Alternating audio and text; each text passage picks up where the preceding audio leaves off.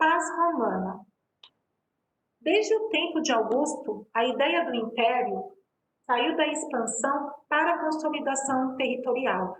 Então, desde a época de Augusto, de Otávio, agora vamos chamá-lo de Augusto, eles pararam de querer expandir, de ficar conquistando mais território, mais cidades, de guerras e conquistas. Então, parou essa ideia, agora eles queriam o quê? Consolidar, formar o Estado de Roma, né, com as colônias que eles tinham, em um Estado forte, certo? As fronteiras, então isso traz o quê? Traz um tempo de paz, porque parou o tempo de guerra, parou o tempo de conquista, parou o tempo de expansão, então para as guerras, tem um tempo de paz. As fronteiras permitiram o estabelecimento, né?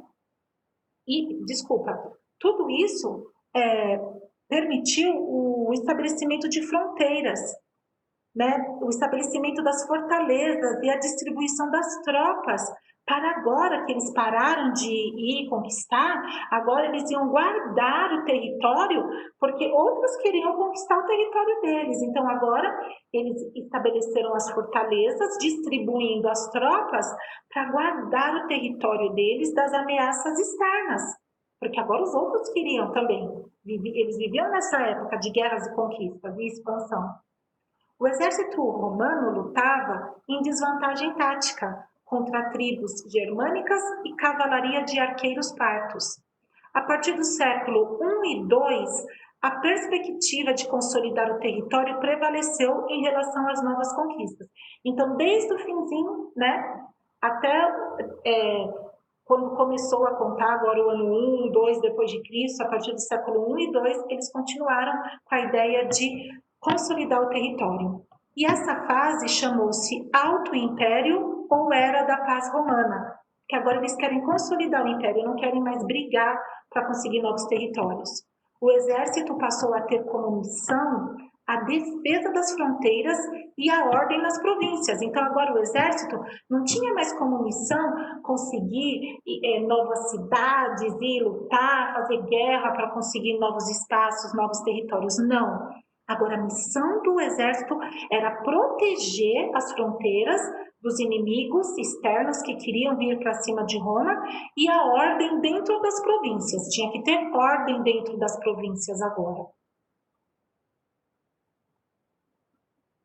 Construtores e juristas. Então, nós vemos uma engenharia romana nessa época. Técnicas eficientes para projetar e construir estradas, pontes, portos, canais, mercados, aquedutos, esgotos, arenas, anfiteatros, hipódromos, termas. Eles começaram a construir com uma engenharia que tinha uma técnica, eles tinham uma técnica de engenharia muito eficiente, muito boa. Lá na página 154, pessoal, a expansão do latim foi em decorrência do processo de romanização. Vamos ver lá o que é o processo de romanização. A Pro até separou aqui para vocês. Vamos lá na página. Esperem só um pouquinho. Página 142. É a incorporação dos valores da cultura romana pelos povos dominados. A língua, o direito, a engenharia. Os povos que eram dominados começaram a trazer para eles essa cultura, né? Esses valores da cultura romana, que era a língua romana, o direito, a engenharia deles. E uma coisa que foi adquirida, que foi incorporada, foi a língua latina, o latim. O direito de Roma permitiu também, pessoal, então nós vimos a engenharia, que era muito eficiente, a expansão do latim, em decorrência do processo de romanização, ali no Mediterrâneo grego, e o direito de Roma permitiu a fusão de elementos culturais diversos.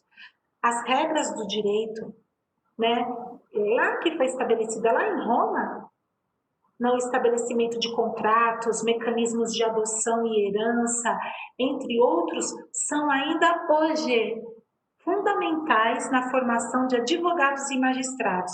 Eu não sei se a Pro falou para vocês na última aula, mas quando eu fiz direito, logo no primeiro ano, a matéria principal era direito romano. Por quê?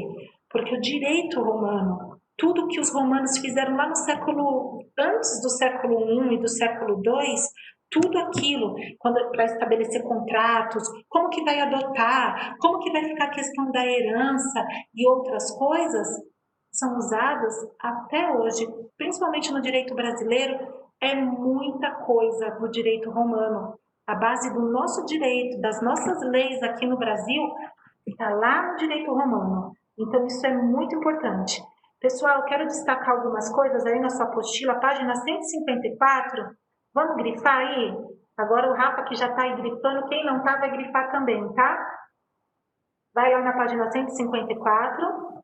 Embaixo da vista das ruínas do mercado ali de Trajano em Roma, você vai grifar as duas primeiras linhas, ó. Os portos foram remodelados, facilitando a carga e descarga de navios. Agora vai para o outro parágrafo. Os aquedutos transportavam a água que abastecia cidades, distribuídas em fontes públicas. Os esgotos eram coletados na área urbana. E era comum ali, pessoal, os sanitários públicos em Roma. Tinha sanitários públicos, veja como eles estavam além, né? Instalados em habitações coletivas ou em espaços de grande circulação de pessoas. Eles também tinham arenas e anfiteatros e eles acomodavam multidões interessadas em ver os combates dos gladiadores e outros espetáculos públicos. Tudo oferecido pelo Império.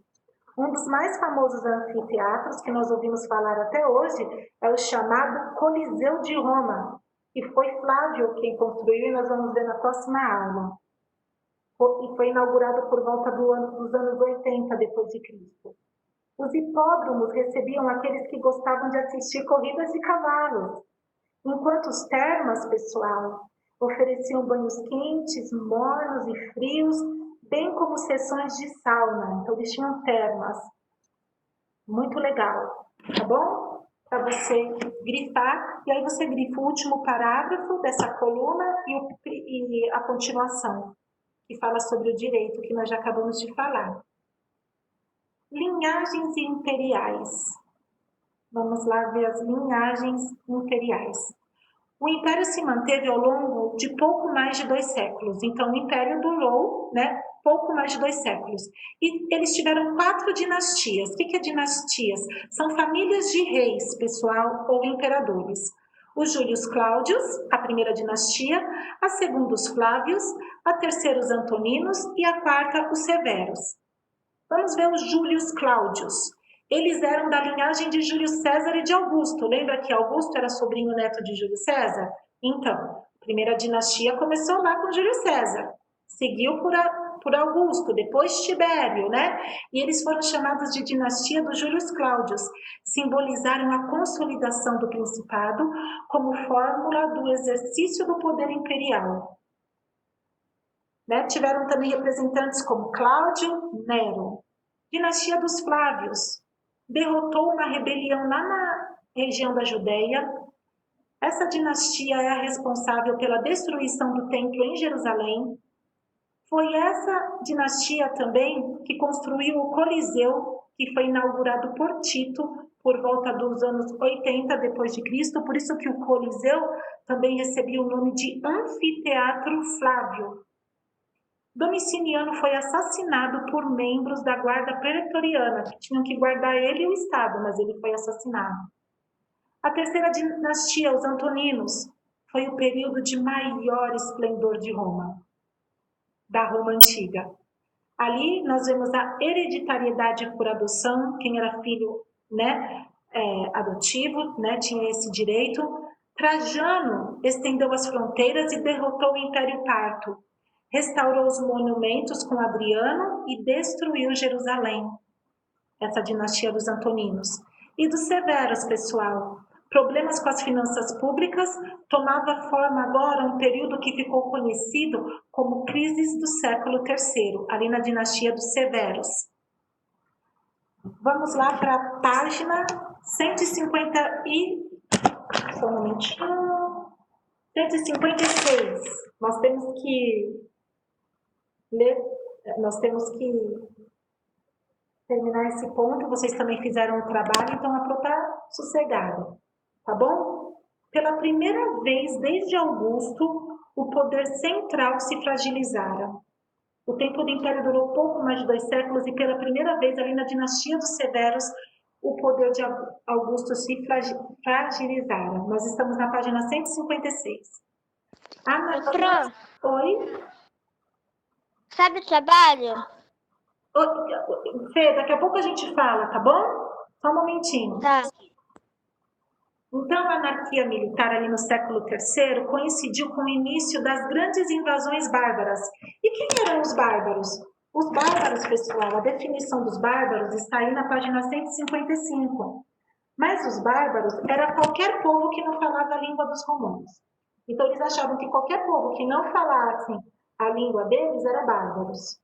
Certo? Eles menosprezavam, eles achavam que não tinha tanto valor, porque eles se orgulhavam, né, da língua deles, então eles se orgulhavam de ser o centro. Quem não falasse a mesma língua que ele, né, e que não fosse romano, era bárbaro, tá bom? E tá essa definição no nosso vocabulário também, na página 155, tá? É bom porque nós vamos daqui para frente em história ouvir muito falar dos bárbaros, tá? Então, muitos serviram como legionários e se romanizaram, né? Muitos bárbaros. Né? Mas pressões vindas dos germânicos e dos persas, né? Começou esse tempo de fragilidade, de muita pressão. Generais imperadores iniciaram a incorporação de bárbaros ao exército romano, começaram a trazer os bárbaros para o exército romano. Tribos inteiras foram autorizadas a se estabelecer em algumas províncias romanas. O cristianismo, pessoal, que surgiu lá na Palestina, se expandiu pelo Mediterrâneo na segunda metade do século I. Jesus nasceu, começou o século I. Começou o ano 1 depois de Cristo. Até a metade do século I, no ano 50 depois de Cristo, Jesus viveu 33 anos, então depois que ele morreu, o cristianismo começou a se expandir. Então, 15 anos, 20 anos depois que Jesus morreu, é a metade já do século I. E aí o cristianismo começou a se expandir muito. E Roma era tolerante em termos das crenças dos povos, né, das crenças religiosas, né? E a sua unidade política territorial facilitava o crescimento de cultos e divindades. Então, eles aceitavam os deuses de todos os povos que eles tinham conquistado. Isso não quer dizer que eles não perseguiram, mas eles aceitavam. Só que o cristianismo era incompatível com o pluralismo religioso. O que é pluralismo religioso? Vários deuses dentro de uma mesma religião. O cristianismo nunca admitiu isso. Para o cristianismo, é somente um Deus. O cristianismo é uma religião monoteísta, então ele era incompatível com as outras religiões ali do Império Romano. E aí começou, né, perseguições. Apesar de Roma ser tolerante, as perseguições sofridas pelos judeus, elas tinham razões mais políticas do que religiosas. O cristianismo, pessoal, apresenta Deus como a fonte exclusiva de toda a verdade. Só Deus é a verdade. Só existe um Deus. O cristianismo diz isso. Principalmente ali na metade do século I. Hoje, né, não é bem assim mais, mas a gente vai chegar lá. Então, a gente está ali no século I, na metade, por volta dos anos 50, depois de Cristo. Então, ali sim, Deus